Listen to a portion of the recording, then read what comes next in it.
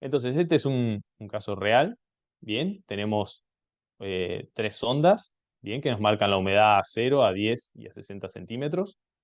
Y vemos cómo se comportó el riego. Cada uno de los picos es un riego, ¿no es cierto? Y vamos a ver cómo fue comportándose este riego a lo largo del tiempo. Vemos que partimos de un contenido de humedad bastante alto. Esto es porque el año anterior, diciembre anterior, había sido muy lluvioso y el suelo se había cargado.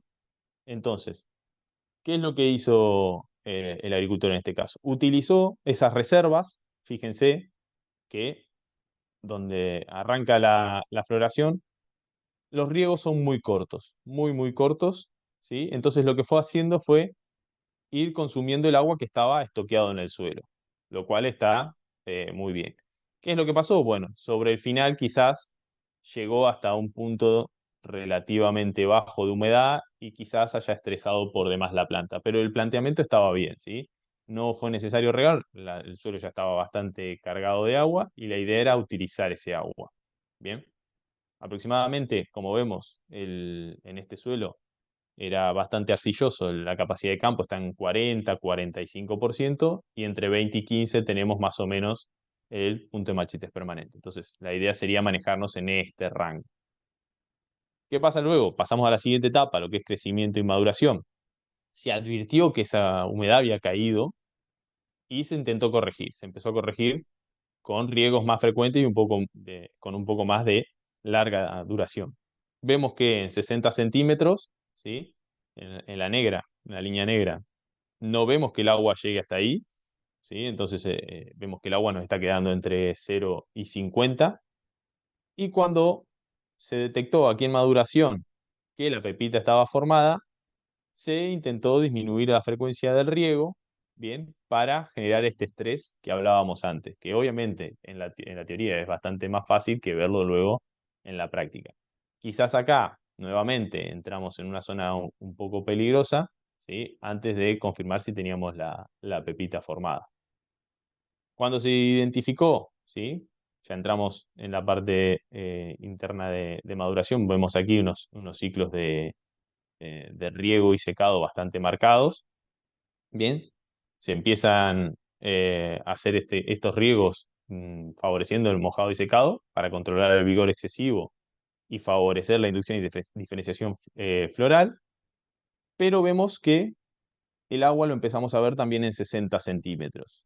Entonces, aquí quizás lo que nos interesaría es saber si tenemos raíces por estas profundidades o si evidentemente estamos malgastando agua, entonces podríamos haber acortado o las duraciones de riego o la frecuencia un poco para mantener nuevamente el agua y el abono entre 10 y 50. Pero nuevamente, el planteamiento es el correcto, ¿sí? Mantenerlo aquí en maduración haciendo estas curvas de mojado secado. Luego lo mismo, vamos a post cosecha y si se acuerdan teníamos dos etapas de post cosecha, ¿sí? Una era la de empezar a mantener eh, eh, el almendro en condiciones sin estrés, porque eso es lo que nos va a garantizar a nosotros la floración y por ende la cosecha del próximo año, que es lo que hace aquí el productor. Bien, vemos que hace riegos, ¿sí? Favorece la absorción y el secado, y hace riegos nuevamente, evitando entrar en esta zona de estrés. Bien, lo que sí vemos nuevamente es que vemos picos en 60, ¿ok? Nuevamente es algo que quizás podríamos analizar si nos conviene o no, en base al desarrollo radicular que haya, achicar un poco más los riegos, o si evidentemente tenemos raíces activas a los 60 centímetros, bueno, este agua es aprovechable. Luego, ya en post cosecha 2 directamente se suspende el riego, ¿sí? Pero bueno, ¿qué es lo que vemos acá? Vemos que la humedad en superficie se aumentó. Si nosotros vemos esto y lo analizamos ciego sin ver otros datos, podemos creer que nuevamente está regando, lo que no tendría mucho sentido. Bueno, por eso es importante siempre contrastar la información de lo que es sonda de humedad de suelo.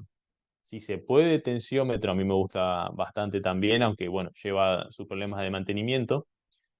Pluviómetro y caudalímetro. El caudalímetro también me parece una herramienta muy, muy buena para contrastar los volúmenes aportados con el incremento en el porcentaje de humedad del suelo. Vemos que acá, decíamos, se aumentó, pero tiene que ver con precipitaciones, lo mismo acá. ¿Sí? El riego estaba completamente detenido y se ve acá que no hay ningún aporte de agua y el único aporte de agua es de lluvia. Entonces,